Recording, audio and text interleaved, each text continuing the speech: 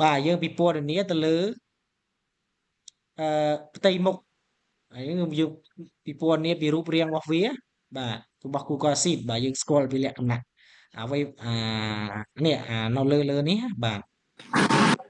ញ្ចឹងយើងទៅបើកទាំងអស់គ្នាមកនេះពេលយើងបើកមកគឺតម្រងអញ្ចឹងបាទចឹងអញ្ចឹងពេលយើងបើកមកយើងនឹងស្គាល់អីហោហែបាទប៉ុន្តែយើងខ្ញុំឲ្យស្គាល់នេះខ្ញុំឲ្យស្គាល់សញ្ញានៅខាងលើនេះណាបាទអញ្ចឹងខ្ញុំបរិយាធំបន្តិចបាទអូខេនេះអញ្ចឹងលោកអ្នកគ្រូស្គាល់សញ្ញានេះហេបាទនេះសញ្ញានេះណាបាទសញ្ញានេះសញ្ញាបកក្រោយបាទ ទូ ឲ្យគ្រូនឹង បាទអញ្ចឹងសញ្ញានេះគឺខ្ញុំមិនដឹងថាគេហៅមិនទេបើជាភាសាអង់គ្លេសគេហៅថា undo បាទ undo ហ្នឹងមានន័យថា ត្រឡប់ទៅក្រោយវិញ បាទឧទាហរណ៍ថាយើងទៅសេឈ្មោះខុសអញ្ចឹងមកខ្ញុំដាក់ឈ្មោះអញ្ចឹងមក លុបហើយយើងច្រឡំលុបទៅយើងចង់ទាញត្រឡប់មកវិញចុចសញ្ញាហ្នឹង បាទហើយយើងចុចមកយើងច្រឡំលុបមកយើងចុចសញ្ញានេះមកវាមកវិញហ្នឹងបាទអូខេអញ្ចឹងអាហ្នឹងប៉ុណ្្នឹងឯងសញ្ញាហ្នឹងដល់ពេលសញ្ញានេះមកមុខវិញមាញ់លុបយើងច្រឡំលុបហើយយើងច្រឡំលុបយើងចុចសញ្ញានេះមកក្រោយវិញតែដល់ពេលនេះយើងចង់លុបដដែលយើងគ្រាន់តែចុចសញ្ញានេះមកទៅវិញហើយបាទហ្នឹងលក្ខណៈពិសេសរបស់ពីរហ្នឹងគឺមានប៉ុណ្្នឹងទេអូខេដល់ពេលសញ្ញានេះមួយទៀតនេះសញ្ញានេះមានន័យថាជាសញ្ញា print បាទអានេះករណីថាយើងធ្វើទៅយើងចង់ print ចាញ់អញ្ចឹងទៅយើងមានចុចអាកន្លែងនេះទៅវា print ហើយនេះអញ្ចឹងវាដោយសារឯកសារនឹងទៅទេអញ្ចឹងទៅវាអត់មានឃើញសញ្ញាអីទេបាទអានេះសញ្ញាហ្នឹងតែប៉ុណ្្នឹងទេបាទដល់ពេលសញ្ញានេះមួយទៀតជាភាសាអង់គ្លេសគេហៅថា pane បាទជាភាសាអង់គ្លេសគេហៅថា pane ហើយជាភាសាខ្មែរគេហៅថាផាត់ពួរផាត់ពីលើផាត់ពួរនោះមានន័យមិនឥឡូវឧទាហរណ៍ថាខ្ញុំទៅសេនៅកន្លងនេះពណ៌ក្រហមបាទពណ៌ក្រហមអញ្ចឹងដល់ពេលខ្ញុំទៅសេនៅកន្លងនេះមួយទៀតពណ៌ខ្មៅអញ្ចឹងខ្ញុំអត់ចង់ select ឲ្យទៅដាក់ពណ៌អញ្ចឹងទេគឺខ្ញុំចង់ចុចនៅលើនេះហើយខ្ញុំគ្រាន់តែចុចនៅលើអាសញ្ញា pen នេះមកចុចនៅលើអាកន្លែងដែលខ្ញុំចង់ឲ្យពណ៌ក្រហមហ្នឹងគឺក្រហមដូចគ្នាហើយអាហ្នឹងមានន័យថាយើងធ្វើឲ្យដូចគ្នាបាទ pen បាទអាហ្នឹងតើនេះសញ្ញាហ្នឹងលោកគ្រូតើនេះម្ដងទៀតលោកគ្រូសូមឲ្យដល់កន្លែងពណ៌ដូចគ្នាបាទអញ្ចឹងមានន័យគ្រូ ថា លើទូរស័ព្ទផ្សេងមិនដែរលោកគ្រូលើទូរស័ព្ទហ្នឹងហើយទូរស័ព្ទគឺពិបាកលោកគ្រូវាអត់មានអញ្ចឹងទេបាទអញ្ចឹងបានខ្ញុំបង្ហាញនៅលើកុំព្យូទ័របាទលោកគ្រូពេលយើងចុចកន្លែង print មិញចុចហើយស្រាប់យើងចង់ត្រឡប់ទៅវិញរកកន្លែងត្រឡប់អត់ឃើញហ៎អូអ្នកគ្រូចុច print ហើយនេះចុច cancel បាទចុច cancel ទៅវិញហ៎បាទចាអរគុណបាទអញ្ចឹងខ្ញុំសូមបន្តទៅ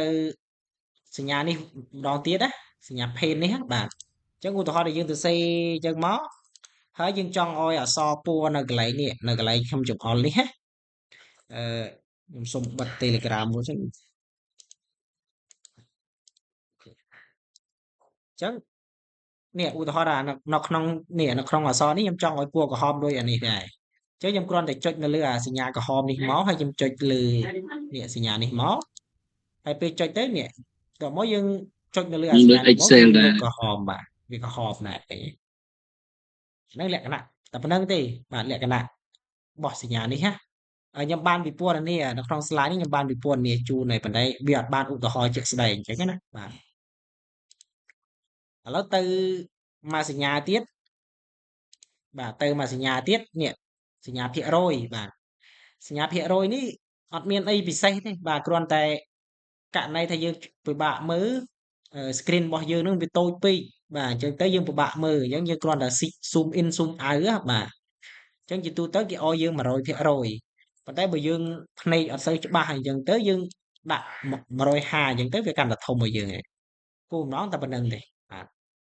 អញ្ចឹងបើយើងចង់ឲ្យតូចយើងយក90មកបាទតែប្រីបរួមកន្លែងនេះគឺមិនសំដៅដល់ប្រីបរួមទំហំអក្សរឬក៏ទំហំអីទេអានេះគឺប្រីបរួមការមើលបាទមានន័យថាយើងបើយើងកែវយឺតគឺយើងដូចតែយើងស៊ូមឲ្យធំអញ្ចឹងណាបាទប៉ុន្តែវាមិនប៉ះពាល់ដល់អក្សរដែលយើងសរសេរខាងក្នុងទេអញ្ចឹងណាបាទអញ្ចឹងលក្ខណៈវាតែប៉ុណ្្នឹងទេបាទ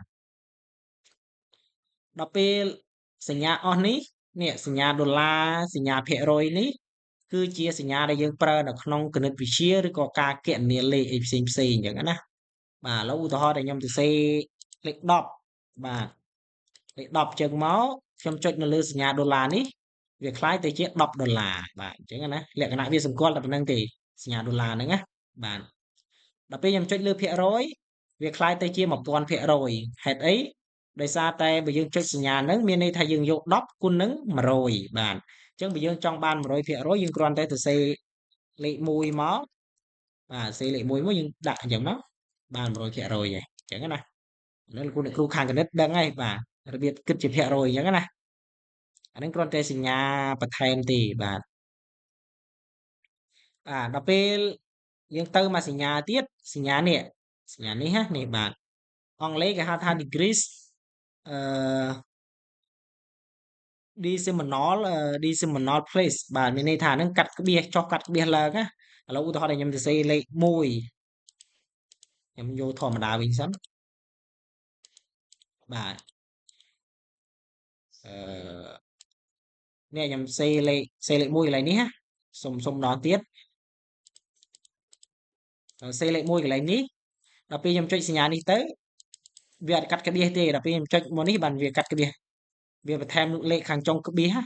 ដល់ពេលអានេះគឺលេខខាងដើមក្បៀសនេះណាបាទនេះអញ្ចឹងលក្ខណៈវាតែប៉ុណ្្នឹងទេបាទហ្នឹងណាយើងគ្រាន់តែស្គាល់ទៅលោកគ្រូចូលធ្វើជាក់ស្ដែងចេះតែចុចទៅគឺដឹងហើយបាទដល់ពេលលេខ1លេខ2លេខ3នេះគឺសំដៅដល់ format របស់ទិន្នន័យនៅក្នុង cell បាទអញ្ចឹងកន្លែងនេះ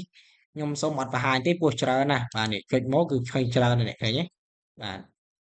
អញ្ចឹងយើងមាន automatic មាន plain text មាន number អញ្ចឹងណាលោកគ្រូចូលធ្វើទៅលោកគ្រូចុចទៅដឹងហើយបាទអញ្ចឹងរាល់ថ្ងៃនេះយើងអាចជួយសួរដែរបាទអញ្ចឹងណាដល់ពេលយើងចុច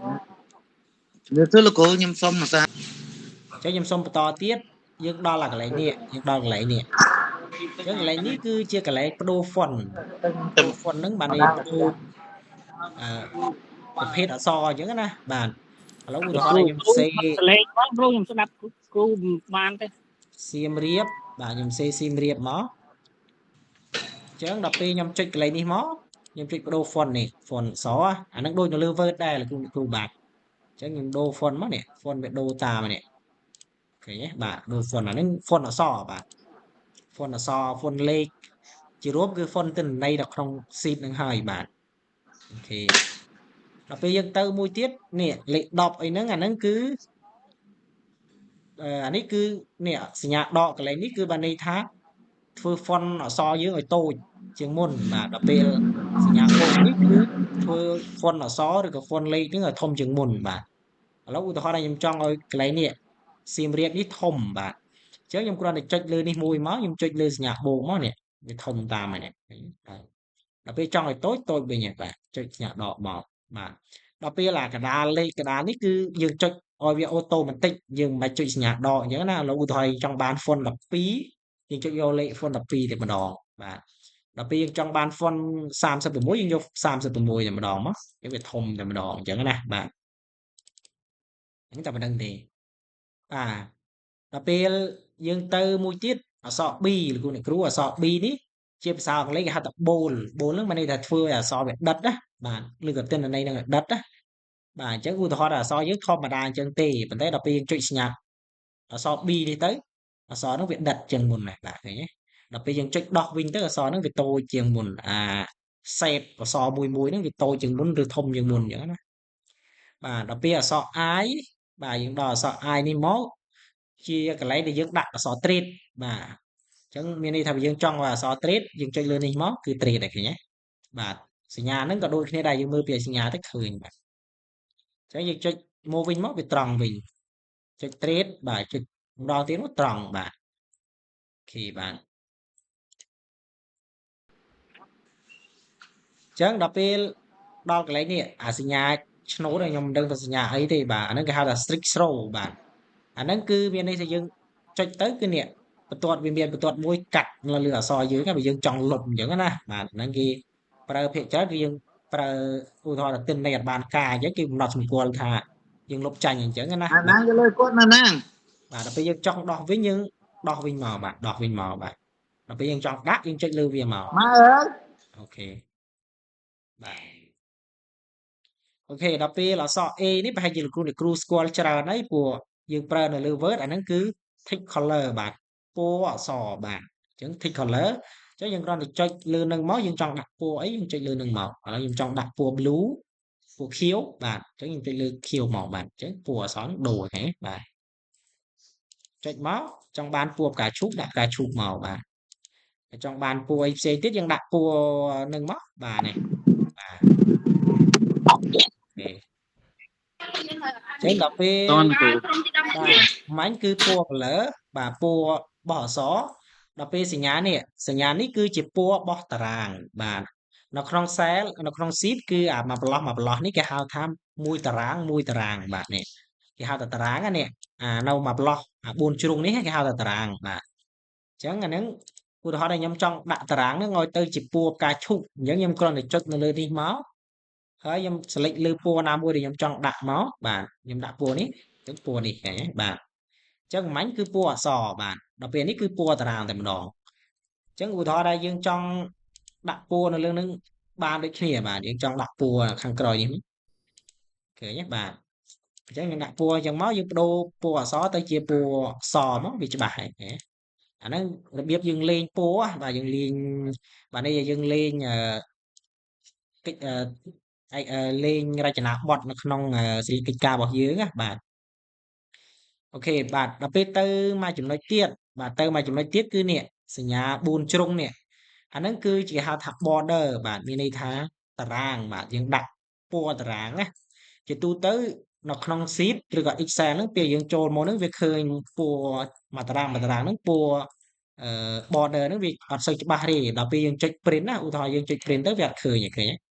ឡូវឧទាហរណ៍ខ្ញុំដោះអានេះចាញ់មកវាអត់ឃើញឃើញទេ select ឆេញតែម្ដងបាទអញ្ចឹងដើម្បីឲ្យវាជាប់គឺនេះយើងត្រូវ select លើកន្លែងណាដែលយើងចង់ដាក់មកយើងចុចលើនេះមកនេះចុចមកនេះឃើញវាដាច់ពណ៌បាទចាញ់ពណ៌ស្អាតអូខេបាទអាហ្នឹងអញ្ចឹងបាទតែប៉ុណ្្នឹងទេបាទសញ្ញានេះណាអញ្ចឹងតទៅមកចំណុចទៀតគឺនេះកន្លែងនេះកន្លែងនេះ merge ពាក្យថា merge បកប្រែជាខ្មែរគេហៅថាបញ្ចូលគ្នាបាទអញ្ចឹងមានន័យបញ្ចូលគ្នាមិនឧទាហរណ៍ថាខ្ញុំសរសេរឯកសារអញ្ចឹងទៅឧទាហរណ៍ថាខ្ញុំសរសេរថ្ងៃខែឆ្នាំកំណើតកន្លែងនេះណាខ្ញុំដាក់ថាថ្ងៃខែឆ្នាំកំណើតចុះបាទ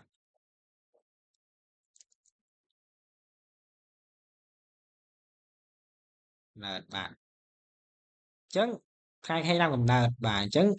ដំបូងវានៅអញ្ចឹងបាទអញ្ចឹងដល់ពេលយើងចង់ឲ្យកន្លា3នេះចូលគ្នានេះអាកន្លា3នេះ1 2 3នេះចូលគ្នាយើងគ្រាន់តែ select លើនេះមកបាទ select នៅលើនេះមក select ទាំង3មកដើម្បី select យើងគ្រាន់តែចុចម៉ៅយើងឲ្យជាប់មកយើងអូសមកបាទយើងអូសទៅឆ្វេងឬអូសទៅស្ដាំអូសទៅលើអូសទៅក្រោមមកហើយយើងយកកន្លែងនេះមកបាទយកតែ merge មកអញ្ចឹង merge ចូលគ្នាអញ្ចឹងវាคล้ายទៅជាតារាងតែមួយបាទអាហ្នឹងកន្លែងហ្នឹងណាបាទអូខេបាទដល់ពេលយើងទៅមកចំណុចទៀតនេះកន្លែងនេះគឺតម្រាំឆ្វេងតម្រាំស្ដាំបាទឬក៏តម្រាំកណ្ដាលបាទឥឡូវឧទាហរណ៍អក្សររបស់យើងនេះនៅខាងឆ្វេងបាទនៅខាងឆ្វេងណាឥឡូវខ្ញុំសុំលុបអានេះចោលមួយសិនកុំឲ្យទៅនេះនៅខាងឆ្វេងបែបនេះអញ្ចឹងដល់ពេលយើងចង់ឲ្យអក្សរនេះនៅខាងនេះនៅខាងស្ដាំនេះម្ដងអញ្ចឹងយើងគ្រាន់តែចុចកន្លែងនេះមកហើយអ្នកយកសញ្ញានេះមកនៅខាងស្ដាំបាទដល់ពេលយើងចង់ឲ្យវានៅកណ្ដាលអញ្ចឹងដល់ពេលយើងចង់ឲ្យវានៅកណ្ដាលគឺចុចកន្លែងនេះអញ្ចឹងនៅកណ្ដាលបាទដល់ពេលអញ្ចឹងហើយយើងឃើញថានៅអក្សរហ្នឹងនៅកណ្ដាលហើយនៅខាងក្រោមទៀតយើងអត់ចង់អញ្ចឹងទេយើងចង់ឲ្យវានៅកណ្ដាលហើយវានៅកណ្ដាលលើកណ្ដាលក្រោមហើយកណ្ដាលឆ្វេងកណ្ដាលស្ដាំបាទអញ្ចឹងណាបាទអញ្ចឹងយើងយកកន្លែងសញ្ញានេះអាហ្នឹងគេហៅថា vertical align បាទអញ្ចឹងយើងយកកន្លែងហ្នឹងមកវាមានប្រភេទ3យើងដែរដល់ពេលដែលយើងចុចខាងនេះចុចសញ្ញានេះគឺវាលោតទៅលើនេះដល់ពេលយើងចុចយកសញ្ញានៅកណ្ដាលនេះគឺអក្សរហ្នឹងនៅកណ្ដាលនេះដល់ពេលយើងយកកន្លែងនេះគឺវានៅខាងក្រោមបាទអូខេបាទអញ្ចឹងទុក1 3នេះចុងក្រោយបាទ ចឹងនេះសញ្ញានេះខ្ញុំអត់ដឹងពយល់មិនទេឥឡូវឧទាហរណ៍ថាកាឡារបស់យើងខ្ញុំសូមលុបកាឡានេះចេញសិនកាឡារបស់យើងអញ្ចឹងឧទាហរណ៍ថាយើងទៅសេមកយើងទៅសេ គ្រូក៏ពឿនពេកអាកន្លែងគ្រូលុបតារាងចោលមិញគ្រូចុចតារាង select លើវាឲ្យតារាង អូយើងចង់លុបតារាងឯងបាទលុបតារាងគឺយើងចុច select មកយើងចុច mouse ស្ដាំចុច mouse ស្ដាំលើកុំព្យូទ័ររបស់យើងណាហើយបន្ទាប់មកយើងយកពាក្យថា delete បាទអញ្ចឹងបាត់ហើយអូខេឥឡូវយើងតទៅទៀតមកគឺនេះសញ្ញានេះណាសញ្ញានេះអាកន្លែងនេះគេមាន3ជំរើសឲ្យយើងរើសទី1គឺនៅពេលដែលយើងសរសេរហួសកាឡាទៅអក្សរហ្នឹងវារត់នៅលើកាឡាផ្សេងបាទដល់ពេលមួយទៀតនៅពេលយើងសរសេរហួសកាឡាទៅអក្សរហ្នឹងវាធ្លាក់នៅក្នុងកាឡាមួយបាទដល់ពេលនេះគឺវាបាត់តែម្ដងឥឡូវយើងទៅមើលលក្ខណៈពិសេសរបស់វាឥឡូវឧទាហរណ៍ខ្ញុំដាក់កឡូនចេះមកបាទនេះចឹងនៅពេលដែលយើងយកអាសញ្ញានេះមកនៅពេលយើងសរសេរហួសទៅអាហ្នឹងវាចេះតែហួសទៅរហូតណាវាអត់បកក្រោយទេប៉ុន្តែដល់ពេលខ្ញុំយកអានេះមកអក្សរហ្នឹងវាធ្លាក់នៅក្នុងកាឡាតែមួយដល់ពេលខ្ញុំយកសញ្ញាមួយទៀតសញ្ញាមួយនេះគឺវាលោតបាត់នេះបាត់អញ្ចឹងដល់ពេលយើងឲ្យអ្នកផ្សេងអានទៅគេអត់ដឹងទេគេអត់ដឹងថាមានអក្សរបាទប៉ុន្តែជាជំរើសល្អនៅពេលដែលយើងសរសេរអក្សរច្រើនបែបហ្នឹងខ្ញុំឲ្យលោកគ្រូចុចយកសញ្ញាកថានេះ frame បាទអញ្ចឹងមកវាធ្លាក់ហ្នឹងឃើញចាឃើញលោកគ្រូបាទដល់ពេល អានោះឈ្មោះបច្ចេកទេសវាឈ្មោះអីលោក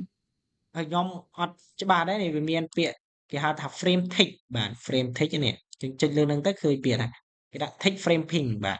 អញ្ចឹងពេលចុចទៅអានេះគេឲ្យពាក្យថា overflow បាទនេះគេឲ្យ frame អានេះគេនេះ click បាទអូខេអញ្ចឹងដល់ពេលយើងទៅសញ្ញានេះមានន័យថាការកំណត់ទិសដៅទិន្នន័យរបស់យើងឬក៏អក្សររបស់យើងអញ្ចឹងគេមានឲ្យយើងនេះអញ្ចឹងខ្ញុំសុំចុចតែម្ដងបាទខ្ញុំចុចទៅ